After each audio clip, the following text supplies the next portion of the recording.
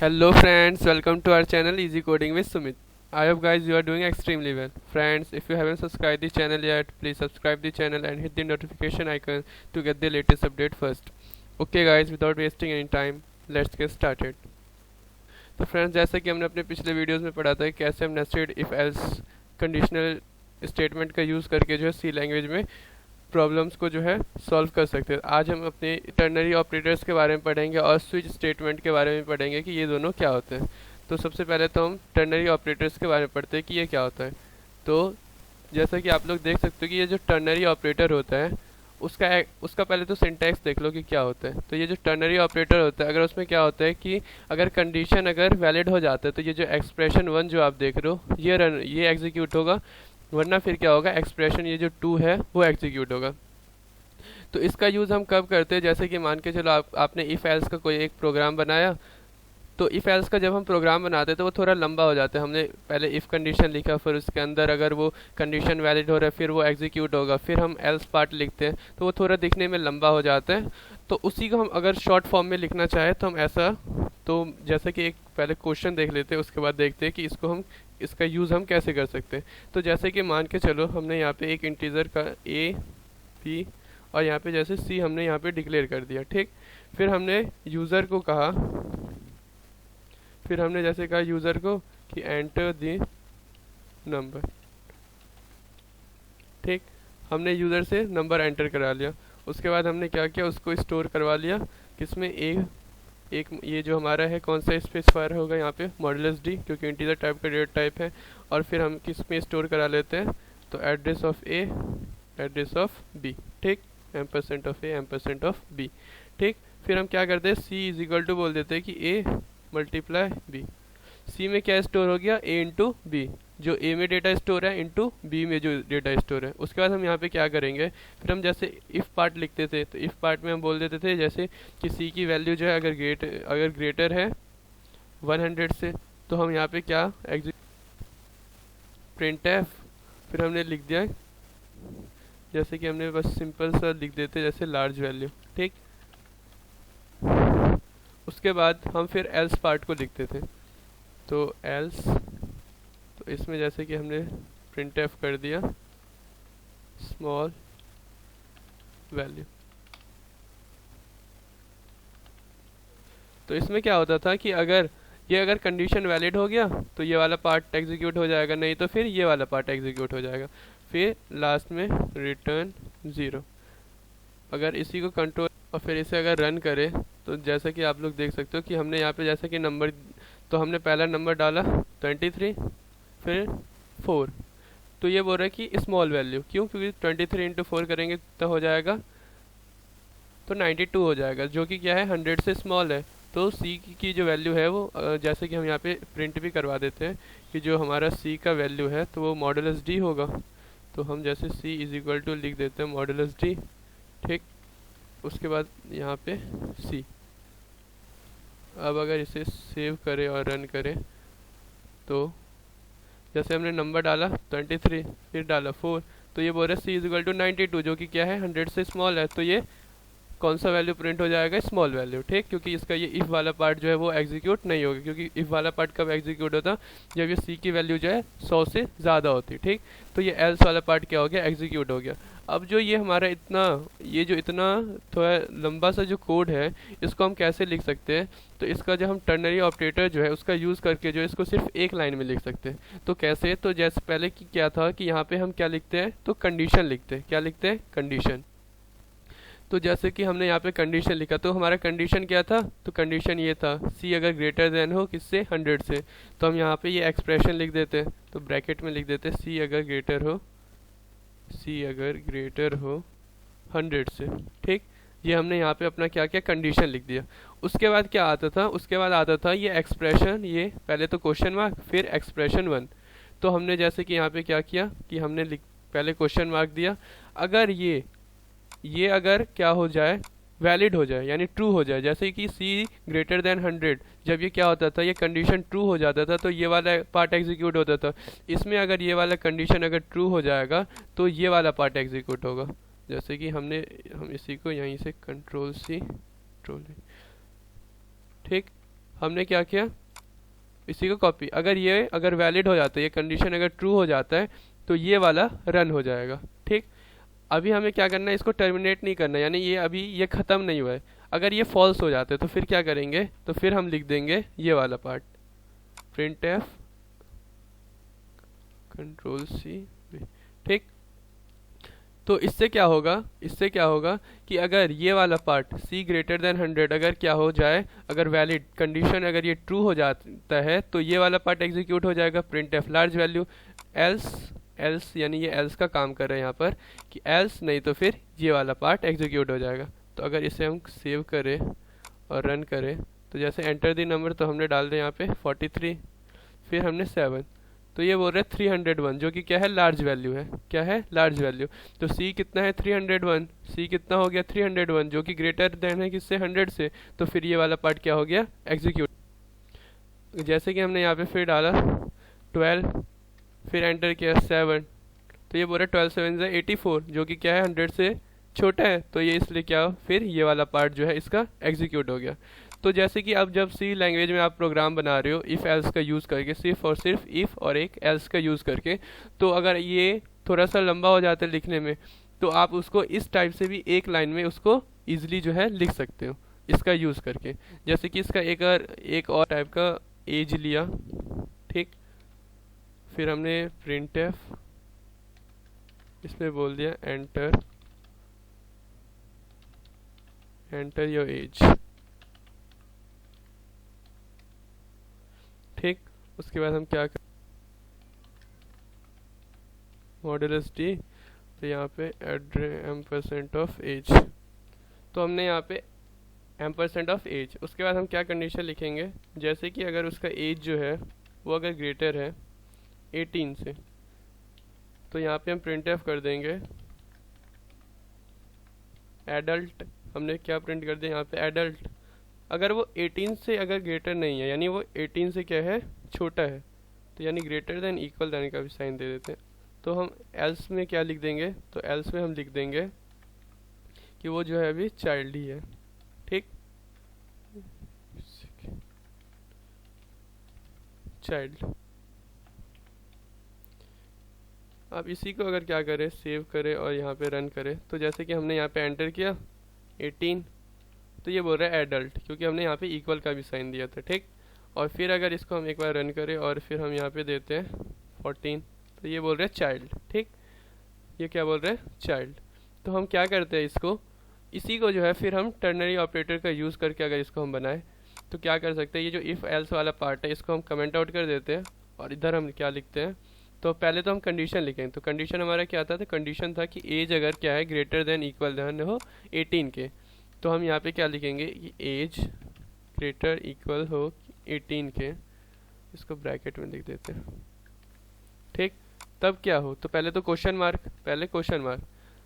ठीक, उसके बाद हम क्या करेंगे, तो यहाँ पे हम क्या प्रिंट कर देंगे कि प्रिंट कर देंगे एडल्ट। क्या प्रिंट कर देंगे, एडल्ट। ये तो हमारा पहला था। अगर ये अगर ट्रू हो रहा है ये कंडीशन, तो क्या एग्जीक्यूट हो जाएगा, प्रिंट एफ एडल्ट। अगर ये क्या हो कंडीशन, तो क्या एग्जीक्यूट हो जाएगा, तो ये प्रिंट एफ चाइल्ड एग्जीक्यूट हो जाएगा। इसी को अगर वापस से सेव करें और फिर रन करें, तो हमने एंटर किया एज कितना 15, तो ये बोल रहे हैं चाइल्ड। क्या, चाइल्ड। वापस से अगर इसको एक बार फिर से एग्जीक्यूट करें और फिर देखें तो हमने दिया 19, तो ये बोल रहा है एडल्ट। ठीक, तो ये एक टर्नरी ऑपरेटर का यूज़ करके, ये सिंपल सा था कि अगर आप इफ़ एल्स में अगर आपका प्रोग्राम थोड़ा लंबा हो जा रहा है तो आप उसको जो है एक लाइन में भी टर्नरी ऑपरेटर की हेल्प से जो है उसको लिख सकते हो। ठीक, अब हम बात करते हैं कि स्विच स्टेटमेंट के बारे में। ठीक, तो जो हमारा स्विच स्टेटमेंट होता है, तो सबसे पहले तो इसका सिंटैक्स देखते हैं कि ये स्विच स्टेटमेंट का सिंटैक्स क्या है। तो ये देखो आप, ये है स्विच स्टेटमेंट का सिंटैक्स, जिसमें क्या होता है, सबसे पहले तो ये स्विच जो पहले से प्री डिफाइंड रहता है सी लैंग्वेज में, एक कीवर्ड है जो कि हम सबसे पहले क्या लिखते हैं, स्विच कीवर्ड लिखते हैं। फिर एक्सप्रेशन, तो ये एक्सप्रेशन क्या है, तो जैसे कि हमने यहाँ पे क्या किया था, अपना पूरा डेटा जैसे एज में स्टोर कराया था। ठीक, तो वो जो वेरिएबल है वो हम यहाँ पे जैसे कि लिख देंगे। ठीक, उसके बाद हम क्या करेंगे, अब जैसे कि आपको चेक करना हो कि कौन जो है मतलब कौन 1 साल का है 2 साल का है, उसके लिए क्या आप स्टेटमेंट देना चाहते हो, तो वहाँ पे हम क्या करेंगे, तो सबसे पहले तो ये केस जो रहता है ये भी क्या होता है, पहले से ही प्री डिफाइन रहता है। तो इधर हम पहले तो केस कीवर्ड लिख देंगे, फिर हम क्या करेंगे, जैसे एज ए के लिए हम क्या लिख देते हैं, जिसका भी एज ए हो तो एक हो तो हम क्या लिख देंगे कि जैसे कि वो एज में बहुत ज़्यादा ही छोटा है। फिर हम क्या, जिसका एज 5 है तो उसके लिए हम अलग स्टेटमेंट, जिसका एज 7 है उसके लिए अलग स्टेटमेंट। और फिर लास्ट में मान के चलो कि आपने जितना भी कीवर्ड लिखा, अब आपको क्या है कि जैसे इफ एल्स में क्या होता था कि एक एल्स वाला पार्ट होता था लास्ट में, जब मल्टीपल हम इफ एल्स का यूज़ करते थे तो क्या होता था, एक एल्स वाला पार्ट, अगर कोई भी एक्सप्रेशन क्या हो रहा है मैच नहीं हो रहा है तो हम एल्स वाला पार्ट लिख देते थे। इसमें क्या होता है, स्विच वाली कंडीशन में हम डिफ़ॉल्ट का एक कीवर्ड आता है जिसमें कि अगर कोई सा भी एक्सप्रेशन अगर मैच नहीं हो रहा है तो हम डिफ़ॉल्ट वाला एक ये वाला पार्ट लिख देते हैं। तो यहाँ पे एक चीज़ ध्यान देने वाली बात है कि ये जो केस रहता है उधर जो वैल्यू जो ये आप देख रहे हो कि ये जो वैल्यू लिखा हुआ है उधर या तो आप इंटीजर वैल्यू या फिर कोई आप कैरेक्टर वैल्यू है यहाँ पे आप लिख सकते हो। तो अगर हम इसका एक अगर प्रोग्राम बनाए तो ये ज़्यादा बेटर आपको समझ में आ जाएगा। तो हमने एक एन डिक्लेयर किया, यहाँ पर एक एन टाइप का जो है वेरिएबल, इंटीजर टाइप का डेट टाइप का वेरिएबल एन हमने यहाँ पे डिक्लेयर किया। फिर हमने जैसे कि प्रिंटफ किया और हमने यूज़र को कहा कि एंटर द नंबर, फिर उसको हम बता देते कि वो जो नंबर है वो 1 से लेके 7 के बीच ही एंटर करने, ठीक। उसके बाद क्या है कि हमने जो है उसको ये बता दिया, ठीक। उसके बाद हम क्या करेंगे, उसको फिर हमें स्टोर कराना पड़ेगा किस में, तो एन में हमें क्या है स्टोर कराना पड़ेगा। तो मॉडुलस डी और यहाँ पे एन, ठीक। फिर क्या करते हैं, तो न्यू लाइन के लिए हम एन स्लैश एन, ठीक। अब क्या करेंगे, हम स्विच स्टेटमेंट से देखेंगे कि मान के चलो कि उसने जो है अगर एक एंटर किया तो हम जैसे आएगा फिर हम बोलेंगे कि 1 के लिए मंडे, 2 के लिए ट्यूसडे, 3 के लिए वेडनेसडे, ऐसा प्रिंट हो जाए। तो हम सबसे पहले क्या करेंगे, स्विच कीवर्ड का यूज़ करेंगे। तो हमने जैसे लिख दिया स्विच, तो हम किस में अपना पूरा डेटा स्टोर करा रहे हैं, तो am%n आना चाहिए यहाँ पे। तो हम किस में स्टोर करा रहे हैं, तो n में स्टोर करा रहे हैं। तो हमने यहाँ पे एक्सप्रेशन में क्या लिख दिया, n। तो अब वो n क्या होगा, अब n जो होगा कोई कांस्टेंट वेरिएबल होगा ना, क्योंकि हमने यहाँ पे इंटीजर टाइप का डेट टाइप लिया है तो वो कांस्टेंट वेरिएबल होगा। तो हम जो केस की जो वैल्यू यहाँ पे लिखेंगे वो किस में लिखेंगे, वो इंटीजर वैल्यू में लिखेंगे। तो सबसे पहले जैसे कि हमने यहाँ पे केस लिख दिया, ठीक। उसके बाद हम 1 के लिए लिखते हैं कि अगर नंबर एंटर करता है 1 और उसका अगर ये 1 क्या हो जाएगा, मैच हो जाएगा, केस 1 उससे क्या हो जाएगा, मैच हो जाएगा। तो फिर ये यहाँ पे क्या हो जाएगा, जैसे कि हमने प्रिंटफ कर दिया मंडे, ठीक। हमने मंडे यहाँ पे प्रिंटफ कर दिया। उसके बाद क्या होगा, ये हमने यहाँ पे कर दिया। उसके बाद एक ब्रेक स्टेटमेंट आता है। ब्रेक स्टेटमेंट का यूज़ क्या है कि ब्रेक स्टेटमेंट क्या करता है ना, कि जैसे कि हमने क्या किया कि ये एक्सप्रेशन यहाँ से मैच हो गया, उसके बाद हमने लिख दिया मंडे। उसके बाद क्या करेगा कि ये एग्जिट हो जाए, यहाँ से क्या हो जाए, एग्जिट हो जाए। उसके बाद ये आगे के केसों के लिए क्या है वो चेक ना करे। सी लैंग्वेज जब हम इफ एल्स का यूज़ करते थे तो उसमें क्या होता था, कंडीशन मैच हुआ वो अपने आप क्या हो जाता था, एग्जिट हो जाता था। जहाँ पे कंडीशन मैच हुआ उसके बाद वो अगले वाले स्टेटमेंट पे नहीं जाता था। इफ एल्स में क्या होता था कि जैसे कि ये वाला अगर कंडीशन ट्रू हो गया तो उसके बाद ये क्या करेगा, इसको प्रिंट करेगा और फिर वो इसको प्रिंट करके वो एग्जिट हो जाता था, वो फिर एल्स वाले पार्ट पे नहीं आता था। लेकिन स्विच स्टेटमेंट में क्या होता है कि अगर वो केस 1 अगर वहाँ पे मैच हो गया, अगर हमने ब्रेक स्टेटमेंट नहीं लिखा है तो वो क्या करेगा, केस 2 को भी एग्जीक्यूट करेगा। इसलिए क्या है, केस 1 लिखना ज़रूरी है। तो सबसे पहले क्या करते हैं, इसी को कॉपी करते हैं, फिर इसी को पेस्ट करवा लेते हैं, पेस्ट पेस्ट।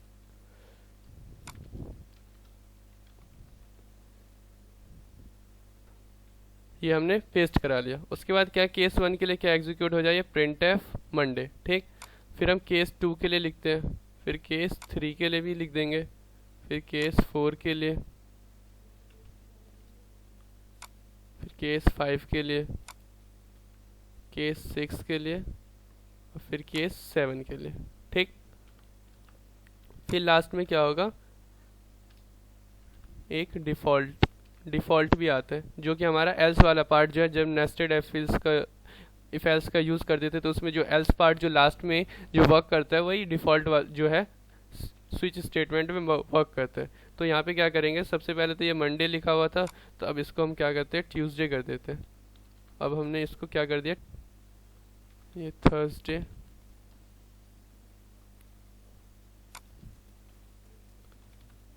फ्राइडे, सैटरडे और ये लास्ट संडे।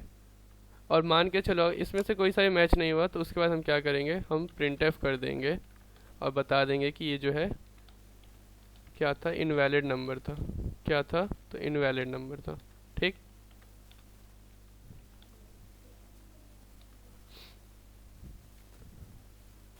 तो इनवैलिड।